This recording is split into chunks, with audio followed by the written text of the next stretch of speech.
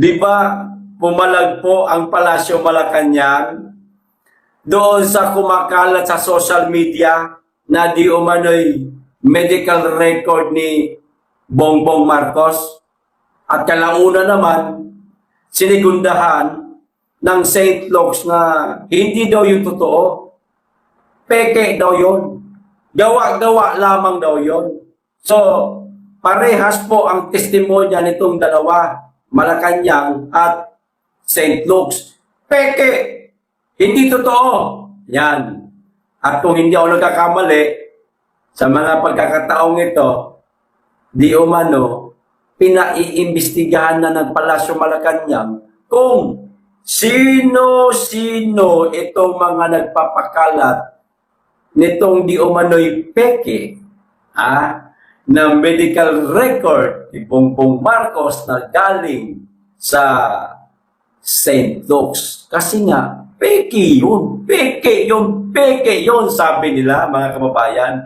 Kaya nagpapaimbestiga na naman sila na para bagang meron na naman silang gagawing panibagong hakbang. Walang iba, kundi itong kanilang laging pananakot sa ating mga DDS na kakasuhan kayo. Oo, walang sinabi na kakasuhan yung mga nagpapakalat. Pero bakit nila pinaiimbestigahan?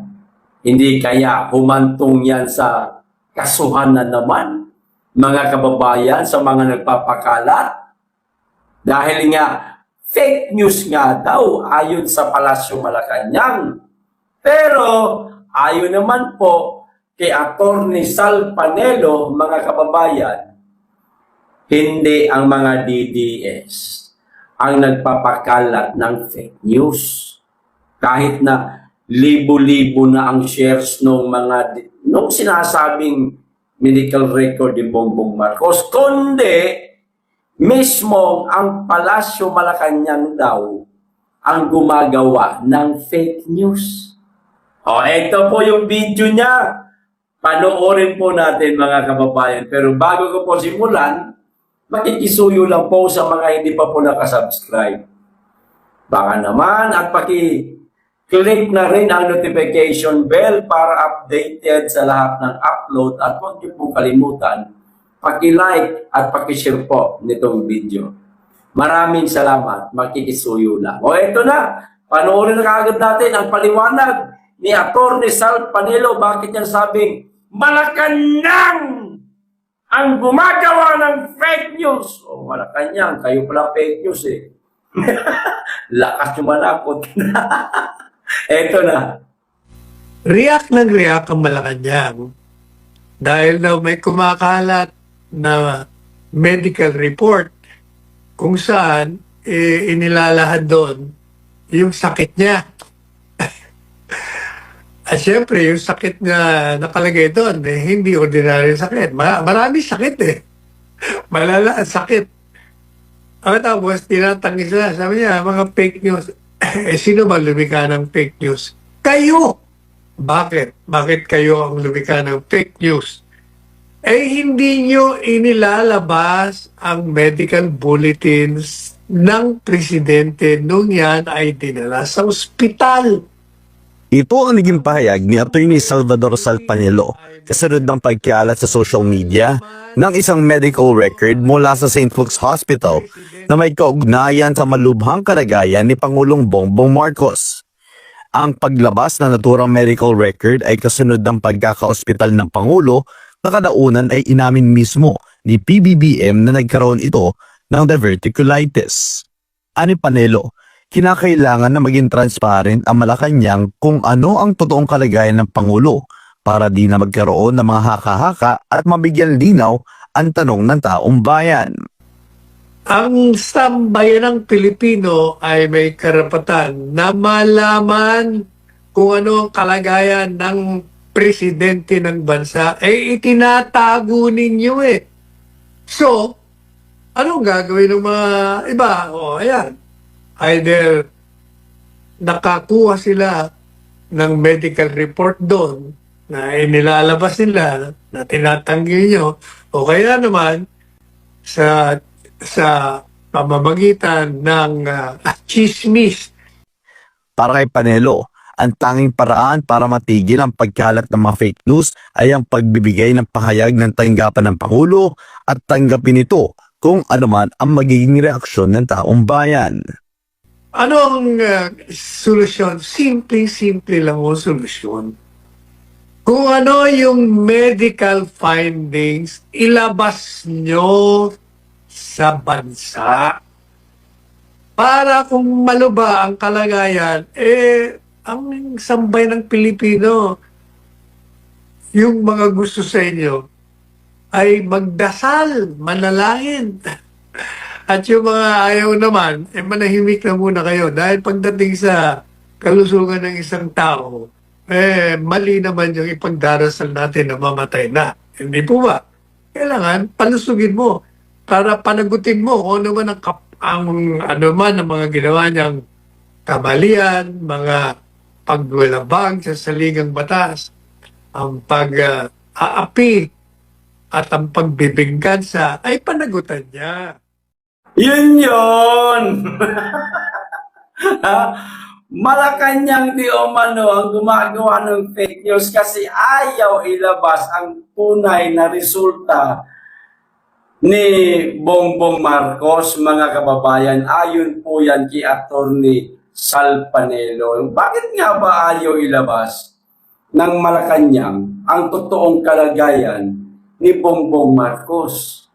Karapatan nga nating lahat yan Ang bihira naman itong Malacanang na ito. Bakit yung tinatago sa publiko? Kung totoong malala na ang kalagayan ni Bongbong Marcos, sabihin nyo naman. Huwag nyo naman pong itago, mga madam at sir. Huwag nyong hahayaan na mag-leak.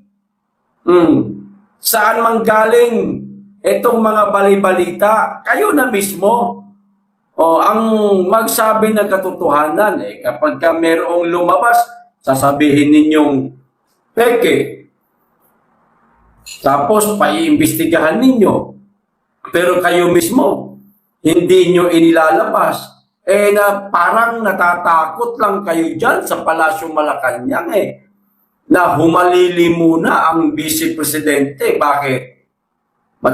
Natatakot ba kayo na mabutingting tawag ito? Mabusisi ni BP Inday Sara yung mga tinatago?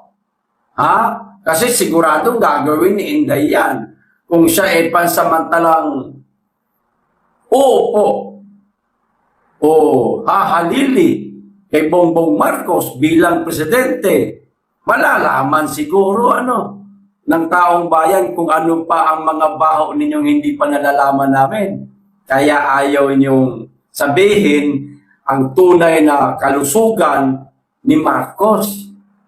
Siyempre, nasa saligang batas yan na kapag hindi pa kayang mamuno ng isang presidente, ang hahalilipan samantala, yung kanyang pangalawang pangulo. Pero ayaw ninyong pairalin ang nasa batas. Kayo talaga, binabali nyo ang batas. Hindi ninyo sinusunod. Binabaliwala ninyo ang boses ng taong bayan na siyang nagluklok sa inyo para maging presidente ka, Marcos. Sa bansa, tandaan mo, ang kapangyarihan mo, galing yan sa taong bayan. Humingi ka ng tulong noong 2022 na iboto ka, suportahan ka para manalo ka. Ibinigay yan ng taong bayan sa iyo. Ngayon, isang simpleng kahilingan lang ng ating mga kababayan na ilabas ang tunay na resulta kung ano man ang kalagayan patungkol sa kalusugan mo mismo, Mr. President. Ayaw nyo pong ilabas.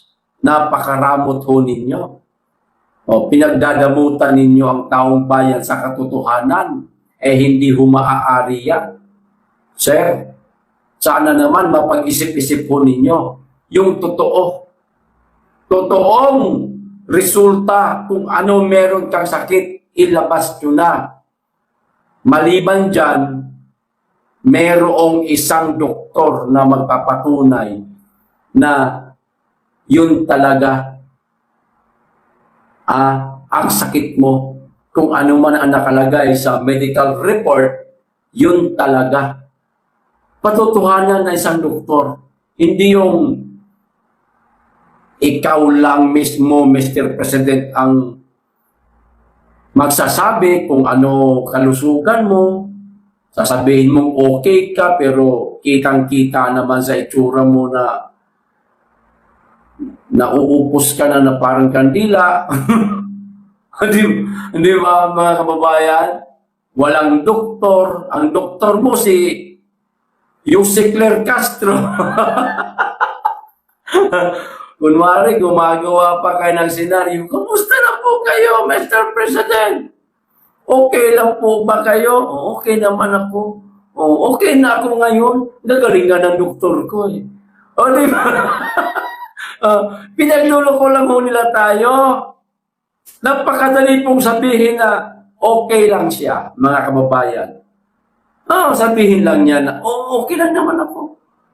Pero, ang katotohanan, loob ng kanyang katawan, baka magang-maga na, nagnanana na. Di ba?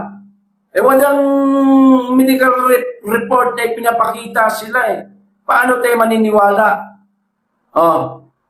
Na totoo, na okay siya.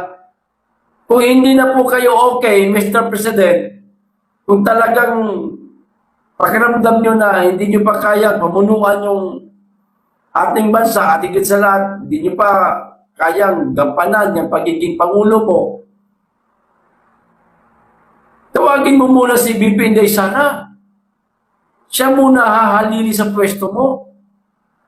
O ngayon, kung meron kayo tinatagong baho, tatakot kayo na baka malaman ni BP Inday Sara kung sakaling siya ihahalili sa iyo, ayan nga, magiging dahilan. Hindi nyo nga siguro pauupuin si Inday pansamantala. Hindi naman aagawin ni BP Inday Sara yung pagiging presidente mo. Ikaw pa rin naman, hahalili lang siya dahil nga meron nga kayong sakit. Ano masama doon? At higit sa lahat, nasa saligang batas naman yan. Hindi nyo pwedeng baliin ang batas.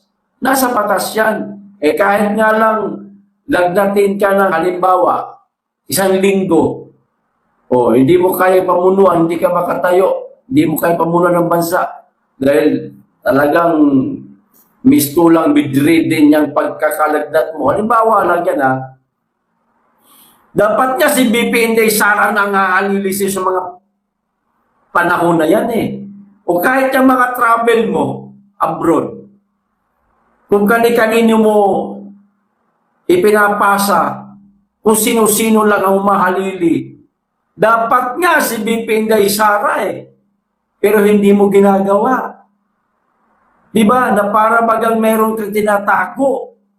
Na halimbawa, kapag si BP Inday Sara ang halili sa'yo, marami siyang makakalkal na mga baho ninyo dyan. Totoo ba yan, Mr. President, na meron kayong baho? Sabagay, mga kababayan, hindi na po nakakapagtaka yan. Sa napakalalanga ng korupsyon na nangyayari sa ating bansa ngayon, maaaring meron nga. Hindi ko sinasabi na meron talaga, pero maaari, di ba? Posibleng perfecto, malinis,